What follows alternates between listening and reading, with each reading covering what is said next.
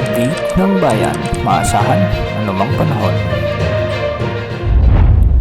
Magandang oras po sa ating lahat. Narito ang update sa lagay ng panahon ngayon at sa susunod na 24 oras. Sa kasalukuyan ay umiiral na ang easterlies o ang mainit na hangin mula sa karagatang Pasipiko at nakakaapekto ngayon sa silangang bahagi ng Visayas at Mindanao. Dahil nga dito, asahan ang bahagyang maulap hanggang sa maulap na kalangitan na may mga isolated rain showers and thunderstorms sa bahagi ng Leyte and Samar provinces, sa Caraga at sa Davao region. Posible ang mga biglaang pagbaha at pagguho ng lupa lalo na kung may mga severe thunderstorms. Samantala, magiging bagyang maulap hanggang sa maulap rin ang mga kalangitan na may mga kalat-kalat na pagulan at pagkidlat pagkulog sa Metro Manila at sa natitirang bahagi ng ating bansa. Dulot naman ito ng mga localized thunderstorms. At dahil nga sa mga localized thunderstorms na ito, asahan ang mahihina hanggang sa may katamtamang pag-ulan sa ilang bahagi ng Ilocos region, sa Ilocos Norte, La Union at Ilocos Sur at ilang bahagi ng Pangasinan.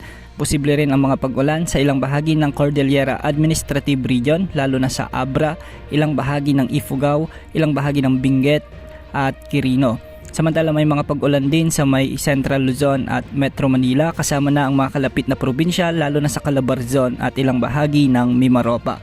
Asahan din ang mga pag-ulan sa may Bicol Region, ilang bahagi ng Western Visayas, ilang bahagi ng Negros Island Region, Soxargen at Zamboanga Peninsula.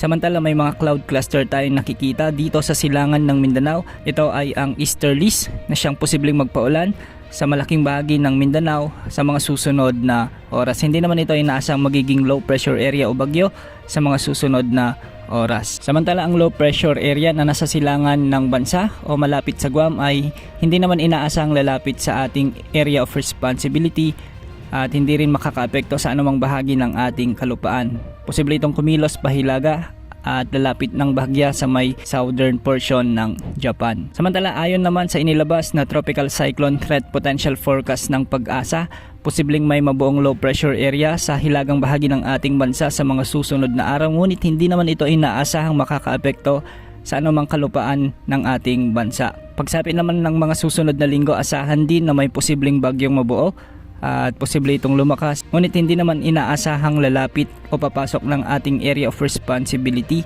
at mababa rin ang tsansa nitong makaapekto sa anumang bahagi ng ating bansa. Sa ngayon wala ring nakataas na gale warning sa mga karagatang sakop ng ating bansa, kaya malaya ang ating mga kababayang mangingisda na may maliliit na sasakyang pandagat na pumalaot sa anumang bahagi ng ating karagatan.